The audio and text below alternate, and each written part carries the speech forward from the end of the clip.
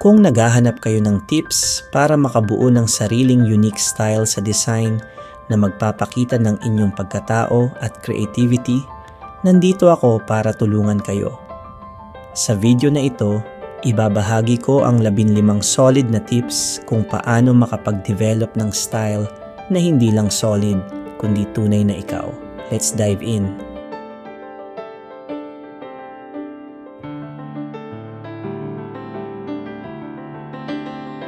One, kilalanin ang iyong sarili.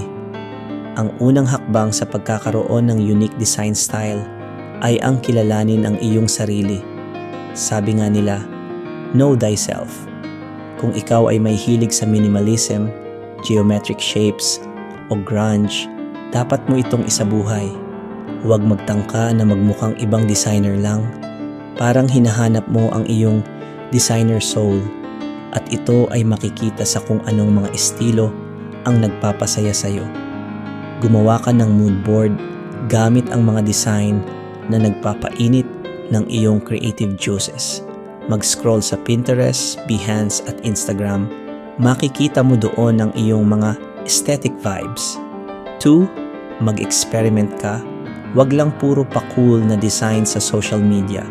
Minsan, ang tunay na unique style ay nanggagaling sa mga experiment.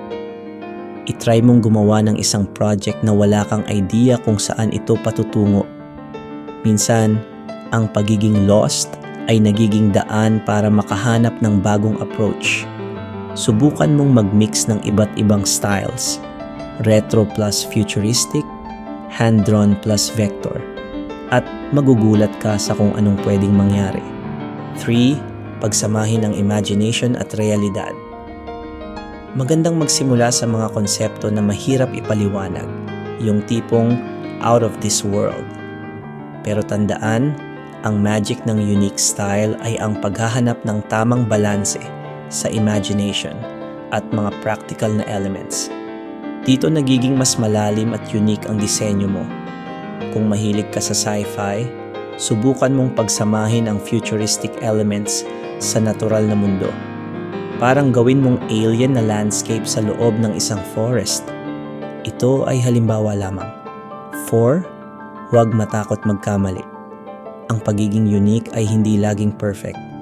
Mag-eksperimento ka at doon mo matututuhan kung saan ka patungo. Tandaan, may beauty sa chaos. Kaya huwag matakot magkamali. Sa bawat mali, may matututuhan kang bagong teknik. Baka doon mo pa makita ang iyong sariling style. 5. Study the masters, then break the rules. Hindi mo kailangang maging kapareho ng ibang designer para maging magaling. Pwede kang mag-aral ng techniques mula sa mga masters, pero ang tunay na uniqueness ay matatagpuan sa pag-push ng boundaries at pagsira sa mga usual na rules. Mag-aral ng design history. Pag-aralan mo ang mga paborito mong designers. Hayaan mong maghanap ka ng sarili mong twist sa kanilang mga techniques. 6. Ganap na intuition, hindi instant genius. Ang unique style ay hindi mo agad-agad makikita. It takes time, dedication, at madalas na gut feeling. Ang intuition mo ay ang magiging guide mo. Pero madalas, malalaman mo lang kung ano ang style mo kapag naramdaman mo yung, aha, ito na yon. Kung hindi mo pa nararamdaman ang click, okay lang. Minsan kasi, ang evolution ng style ay parang isang slow-cooked na dish. Kailangan mo ng patience. 7. Magpakatotoo sa iyong mga influences. Wala namang masama kung may mga design influences ka. Ang problema lang ay kapag puro copy-paste ka na lang.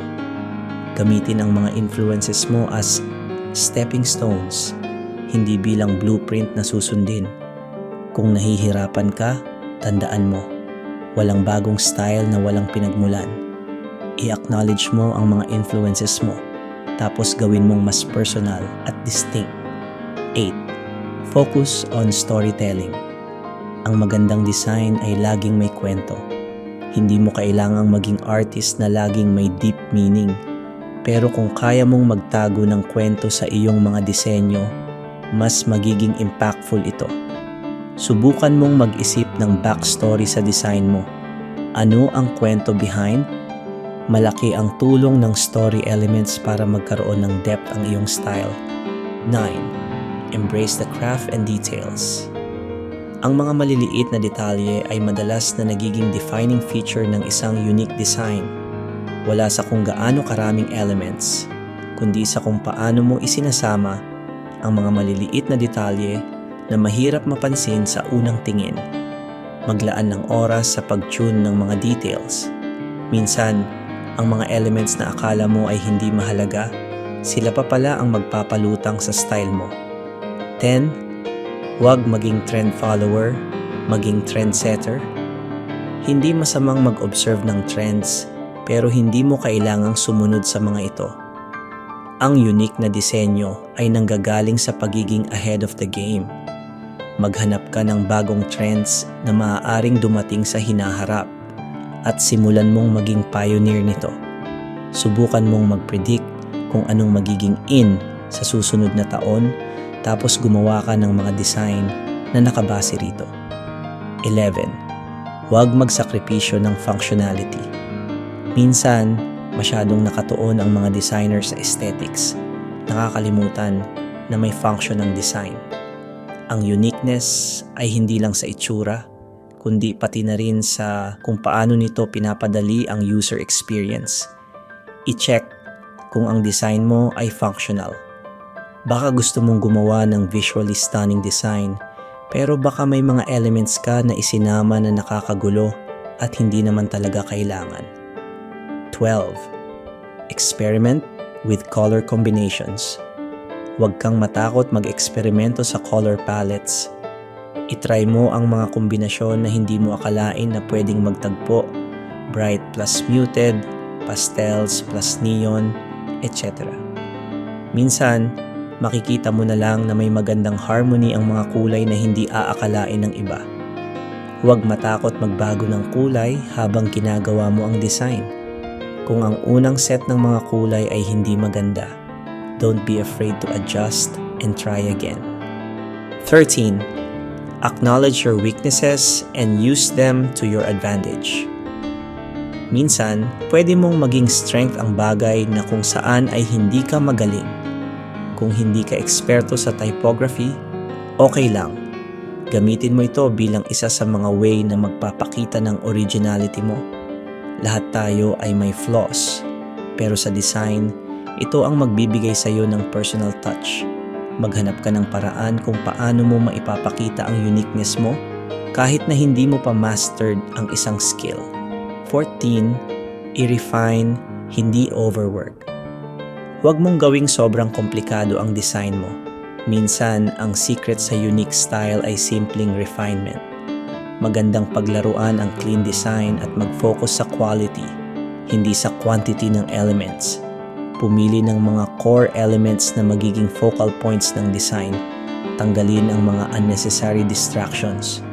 15. Huwag matakot magpahinga. Pahinga rin, baka ang susunod mong unique idea ay makikita mo pagkatapos ng ilang araw na pahinga. Laging tandaan, ang mga insights ay dumarating kung kailan least expected mo ang mga ito. Magbigay ng space para mag-chill at mag-reflect. Kahit isang araw na pahinga, maaari itong magbigay sa iyo ng fresh perspective na magdadala ng bagong ideya. Ang pagkakaroon ng unique design style ay isang journey, hindi destination. Kaya mag-explore ka, magpursige, at mag-enjoy. Huwag matakot na magkamali at patuloy na maging inspired. Gamitin ang mga tips na ito para makapag-start ka ng sarili mong design evolution. Kung nagustuhan mo ang video na to, huwag kalimutang mag-like, mag-comment, at mag-subscribe para lagi kang updated sa mga bagong tips at tutorials. I-hit mo na rin ang bell icon para hindi mo ma-miss ang mga future videos na makakatulong sa iyo bilang designer. Kung may mga katanungan o suggestions ka, feel free na mag-comment sa ibaba. Gusto kong marinig ang mga thoughts mo. Hanggang sa muli, keep designing and stay creative.